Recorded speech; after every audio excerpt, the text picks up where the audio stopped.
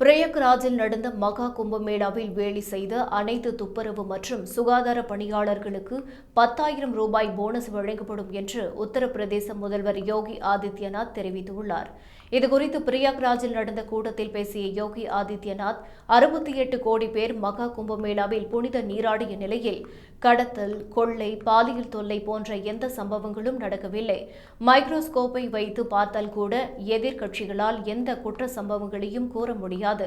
ஆனால் இண்டி கூட்டணியில் உள்ள எதிர்க்கட்சிகள் மற்றும் விமர்சகர்கள் தொடர்ந்து கும்பமேளாவிற்கு எதிரான பிரச்சாரங்களை மட்டுமே மேற்கொண்டனர்.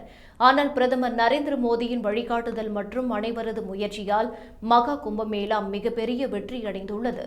குறிப்பாக மகா கும்பமேளாவில் வேலை செய்த அனைத்து துப்புரவு மற்றும் சுகாதார பணியாளர்களுக்கு நன்றிகளை தெரிவித்துக் கொள்வது மட்டுமல்லாமல் உத்தரப்பிரதேச அரசு அவர்களுக்கு போனஸாக 10,000 ரூபாய் வழங்கும் என்று தெரிவித்துள்ளார். மேலும் துப்புரவு தொழிலாளர்களுக்கு குறைந்தபட்ச ஊதியமாக 16,000 ரூபாய் வழங்கப்படும் நிலையில் தற்காலிக பணியாளர்களின் வங்கிக் கணக்குகளில் அவர்களுக்கான ஊதியம் நேரடியாக செலுத்தப்படும் என்றும் அனைத்து துப்புரவு மற்றும் சுகாதார பணியாளர்களுக்கு ஆயுஷ்மான் பாரத் திட்டம் வழங்கப்படும் என்றும் யோகி ஆதித்யநாத் கூறினார்.